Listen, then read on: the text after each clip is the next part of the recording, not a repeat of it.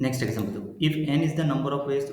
five different employees can sit into four indistinguishable offices where any office may have any number of persons including zero, then find the value of n.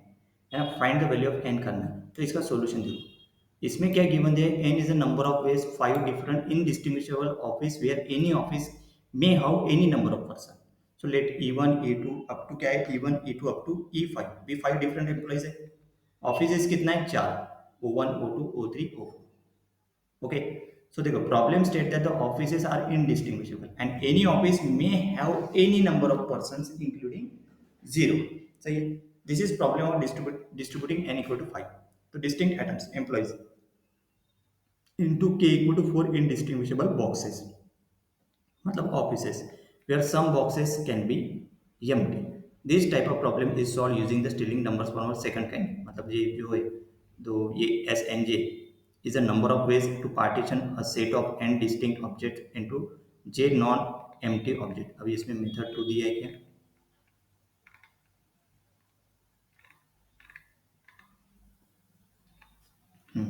अभी ये जो देखो Stirling number second kind मतलब S N J तो S N J क्या है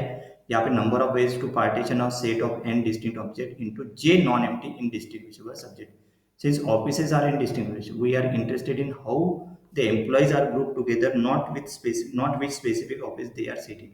the offices can be empty the number of non empty offices j can be less than or the total number of offices available k equal to 4 जैसे n equal to 5 लिया k equal to 4 the number of non empty offices j can be 1 2 3 4 so total number of ways क्या हो गया will be देखो 5 1 5 2 5 3 5 4 मतलब sum of the ways of the partition of 5 employees into j non empty set that is the total number of ways अभी इसको निकालने का formula देखो है ना that is we can use a recurrence relation n k equal to n n minus 1 k minus 1 plus k n minus 1 into k this is a base case n1 हमेशा 1 रहेगा और S N N equal to 1 ये formula याद अभी n equal to 1 put किया तो S11 क्या हो जाएगा 1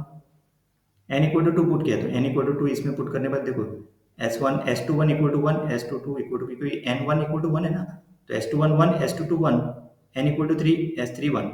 1 S32 इक्वल टू ये फॉर्मूले के हिसाब से निकालेंगे n equal to 3 k equal to क्या पुट करो 2 सही है मतलब ऐसे है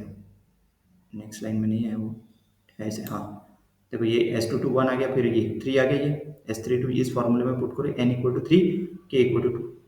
फिर S33 1 ये फॉर्मूला याद रखो S1 N1 1 1 SN N 1 सही है तो फिर n इक्वल टू 4 पुट करो सेम कंसेप्ट लगाओ n इक्वल टू 5 पुट करो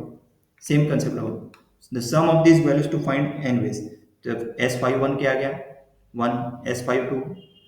S53 मतलब ये n इक्वल टू 5 है ना अभी ये क्यों निकल रहे हैं मतलब n इक्वल टू 1 से क्यों स्टार्ट करें क्योंकि देखिए ये S41 कहाँ से आएगा S41 1 रहेगा देखो S42 निकालने के लिए देखो यहाँ से 7 आता फिर S43 6 आता इसलिए n इक्वल टू 1 से स्टार्ट करके एक आगे बढ़ो जैसे देखो S11 S21 S22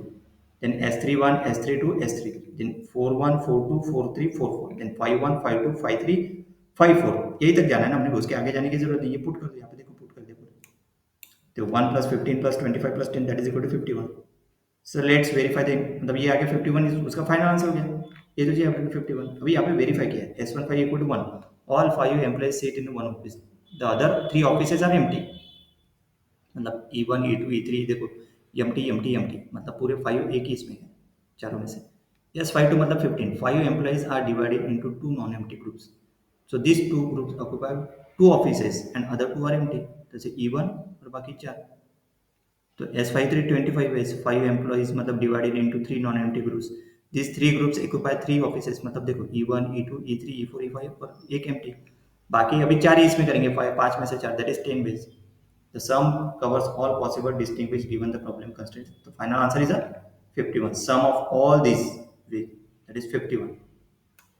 नेक्स्ट